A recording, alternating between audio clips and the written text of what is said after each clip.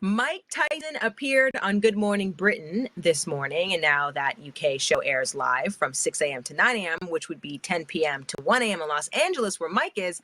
So this isn't a question of whether Mike had to wake up early. Here is some of this interview. For his first British television interview since announcing his comeback. Very good morning to you. Good morning, champ. How are you? Morning. What's happening, guys? Well, it's great to see you. Thanks for staying up so late, hear Mike. Me? Yes, we can hear you. Can you hear us okay? Thank you. Yes, very loudly. Now, Mike, there's I'll turn my voice down then. A lot of excitement around the world that you're coming out of retirement. You're going to fight Roy Jones Jr., another great boxing champion. I suppose the first obvious question, why do you want to do this? I just want to do this. I plan on doing this for a charity exponent, and I think I'm capable of doing that, and that's what I want to do. There have been concerns raised about the fact that you are two men in your 50s fighting each other without protective headgear. What do you think about those concerns? I think it's very wonderful that we're fighting together. The fight that we should have had sooner, but unfortunately we're having it now, and that's going to be awesome. You've been friends with Donald Trump for a very long time. Do you think he can win again? Well, anything's possible, but I think people should go to the voting booth and everybody should vote.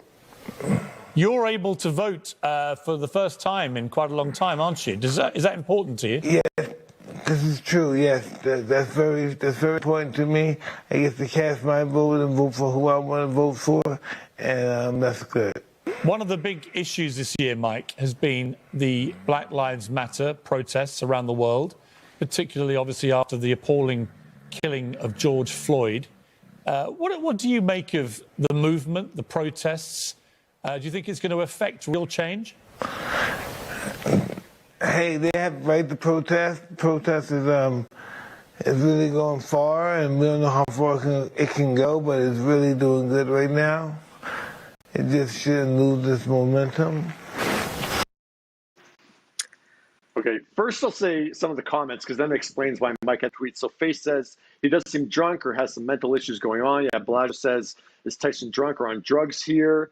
Michelle says, dude, he's hammered. It's so sad. Ann says, is he back on drugs? Yeah, so given all this attention, Mike has now tweeted. He says, hey, mate, Piers, Good Morning Britain, Susanna, and UK.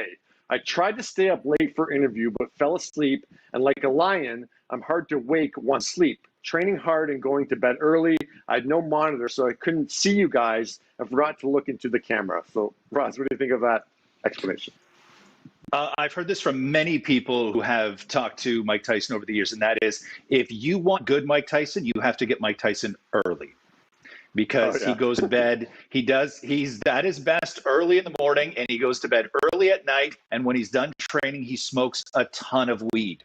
And that is pretty much the life of Mike Tyson. So having Tyson between 10 p.m. and 1 p.m., from everything I know about him, is the absolute worst time you could ever try and get an answer out of Mike Tyson. Yeah, I was just about to say pretty much the exact same thing. Also, I want to say that sleep drunk is a real thing.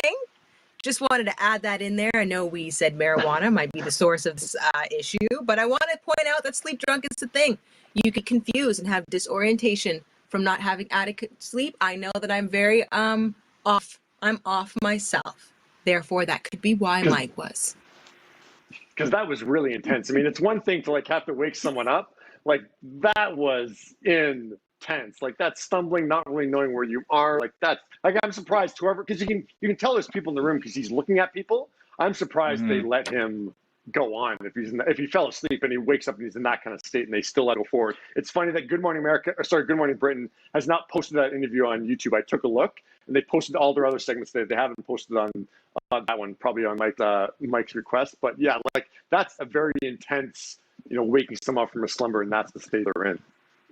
Yeah, and I also think that when you look at that, you don't see anything other than, like, Mike Tyson has done a ton of interviews in the past 6 months where he's done podcasts and everything else, and he's like the old Mike Tyson. He's very loose and everything else. But I think that the shocking thing when you watch this video is you watch it and you look at him and you listen to him and you say, this is a guy who's there to promote a fight. That Roy Jones Jr. is going to be punching this guy in the head. And I think that only adds to the sort of shock of what you see, because that is not a man that looks like he can take a lot of hits to the head. Yeah, and like, first of all, who wants to wake up Mike Tyson?